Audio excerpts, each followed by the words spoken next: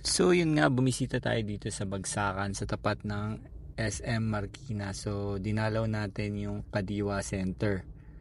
So check natin kasi kung open sila ngayon at kung mayroon silang mga tindang bigas. So upon checking, nakita natin may mga available naman na mga Kadiwa rice dito. So yung 29 pesos per kilo. So meron silang stocks, open sila ngayon. Then meron din ditong binebenta na pinya rice na kahit wala kang ID, pwede mong makuha. Tapos meron din silang tinitindang sibuyas. So, ang guidelines nga pala sa pagbili dito sa Kadiwa Center, kung bibili kayo ng 29 pesos per kilo rice, so kailangan meron kayong dalang ID.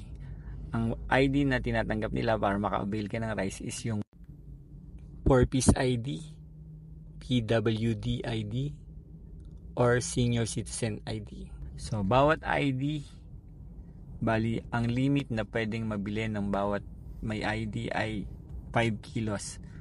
So, sabi naman dito, kahit hindi ka present, basta yung ID mo pwede mong ipadala sa representative mo, pwede ka nilang pagbilan ng 5 kilos per ID. Meron din pala sila ditong binibentang bigas na kahit wala kang ID, pwede kang makabili. Kaya nga lang, tigpo 45 pesos per kilo yung bigas na yon. Ang tawag nila is pinya rice. O kaya lang, hindi mo siya pwedeng ma-avail ng per kilo yung 45 pesos per kilo. Dapat pag bibili ka per sako, which is 25 kilos per sack yung available nila dito. So yung bigas na yon, kahit ilan ang bilhin mo, kahit ilang sako, walang limit, pwede kang bumili. Then meron din silang mga tinitinda dito na sibuyas. Kaya lang per sako rin yung bentahan nila.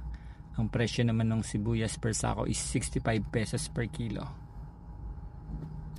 So yon, sana nakatulong tong information na to. Today is Sunday. So open po yung Kadiwa Center. Thanks and God bless po sa lahat.